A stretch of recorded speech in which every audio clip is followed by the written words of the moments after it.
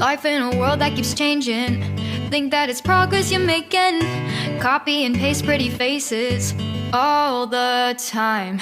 Pictures so perfect we play. Welcome back to Anointed Lady TV, my good people. Welcome back to your #1 channel for legit news on politics and many other cocoa with the sup for inside this our grey white green country. So we be Nigeria, and as usual, we don't come back with breaking news. We don't come back with updates. We don't come back with legit information so go like share with the general public. And the cocoa now be say the 001 for inside we nation Nigeria, our President Bola Ahmed Tinubu. He now don't spend 2 years as the leader of we nation Nigeria, and normally this milestone na a thing of joy. This na a thing of celebration to our president and many country people. But however, as many they celebrate, many still dey we no dey celebrate at all. Many dey where they reason this 2 years milestone as a moment of disappointment. And normally, my good people, the government they yarn almost on a daily say their reforms they pave the way for growth. But countless citizens they struggle with higher prices, rising insecurity, and policies where they feel far removed from their everyday struggles. And now countrymen don't check themselves, them now don't they yarn. Say the economic reforms, bring progress at all. Instead, it bring more pain. Say when our President Bola Ahmed Tinubu enter office for the month of May, for the year 2023, he make big changes. He remove fuel subsidy almost immediately, and he allow the naira to float. And according to the presidency, this twin policy so where our president initiates, it go help the economy and it go help attract investment. But in reality, that is last, the twin policy can't trigger an immediate increment in fuel and food prices. Suddenly, the cost of living can skyrocket, and like play, families for inside with nation Nigeria can they reduce the way they take the chop on a daily so they go fit catch up. And after a couple of months, inflation can climb to its highest level. Groceries, rent, and even transportation can become more expensive than it don't be before. The change is massive, so everybody and everything feel hot for inside with nation Nigeria. And even as international organizations like the World Bank, they admit some positive changes, them also the summer warning say the inflation we don't hit the nation is still a serious problem. Many Nigerians can't they taste poverty as their money now no can they reach them to they buy things and things where they need. Then about insecurity, countrymen now they yarn say the promises where our President Bola Ahmed Tinubu make during his campaign has been very much unmet. Say during his campaign, he promised to tackle insecurity, but 2 years later, the country now they face attacks, they face kidnappings and violence.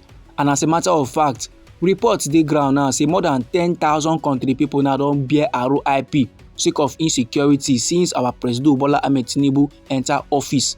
From renewed Boko Haram attacks for the northeast to banditry for rural areas them.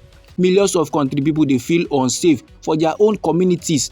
Them now they japa from their house say they fear wetin bandits fit do them. Farmers now they abandon their farmland. Businesses now they shut down. Children they miss school anyhow. The government their efforts to address all these problems now never even show any better results. The government their effort has been very much ineffective, and it don't make many country people now don't they feel hopeless and frustrated. At first, many country people believe in the promises of our President Bola Ahmed Tinubu. Many country people be the hope for a better economy and safer streets. But today, public opinion now don't sour.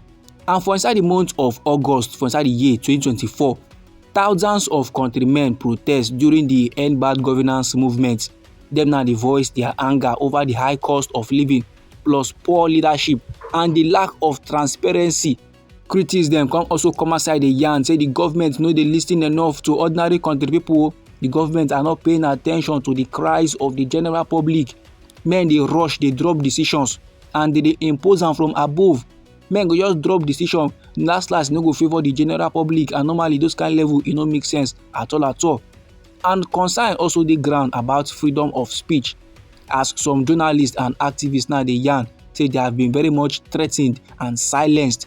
Normally, journalists and activists now them they like oppose, now them they like yarn when things they wrong for inside we nation Nigeria.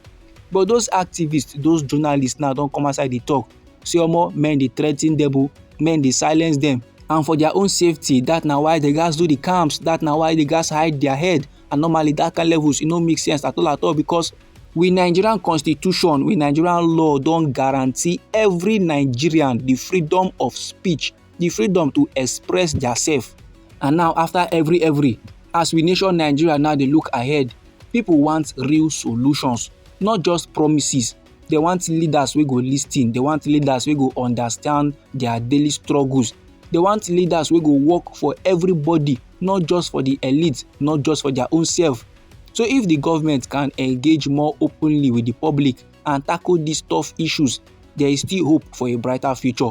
But for now, regrets over the past 2 years are very much loud and clear. And these regrets, they serve as a wake-up call for the nation leaders. These regrets now, they serve as a wake-up call for countrymen wey be politicians, stakeholders, leaders from inside nation Nigeria to sit upright and do the right thing. Meanwhile, sake of the remarks now wey men dey yarn about our President Bola Ahmed Tinubu administration as im don mark 2 years in office, one former senator from inside nation Nigeria wey dey go by the name Shehu Sani, he na don come outside dey yarn say he don read a lot of positive and negative comments about the 2 years of our President Bola Ahmed Tinubu, but in dey urge the general public to make dem dey very much courageous enough to write about the governor of their state. Those people now wey dey criticize our president, say he don fail the people, he don do this, he don do that, make dem also write the things and things wey their governor don accomplish. And not only the governor, both the senator and members of the House of Representatives and even the state assembly members wey dey represent the general public, wey suppose to dey talk for the people, wey suppose to be the voice of the people. And also, him now dey acknowledge the risk wey dey involved in speaking out. Him now know very well say for internet, online bullies and thugs dey, men wey ready to intimidate those people wey dey talk their mind. But no matter the matter, him dey encourage all Nigerian citizens make dem express their constitutional rights to freedom of expression, make dem express themselves boldly and responsively, make dem no let anybody intimidate them at all. This my good people, na the information I wan share give the general public. Now anyhow the matter be you for body, or if you be say you get contributions, feel free make you put am inside our comment section. Once again, now we be Anointed Lady TV, and our hobby na to dey give una legit news on politics and many other koko wey dey sup for inside we nation Nigeria. And if you be say you like this update and you go like to dey receive more, then sharply make you subscribe to this channel, and don't forget to put on the notification bell so that as we dey bring the reports dey come, na you go first get the informate and you go even get am sharp. Now me dey go get more news, me dey go get more reports, me dey go get more informate for you, my good people. Try make it no go anywhere.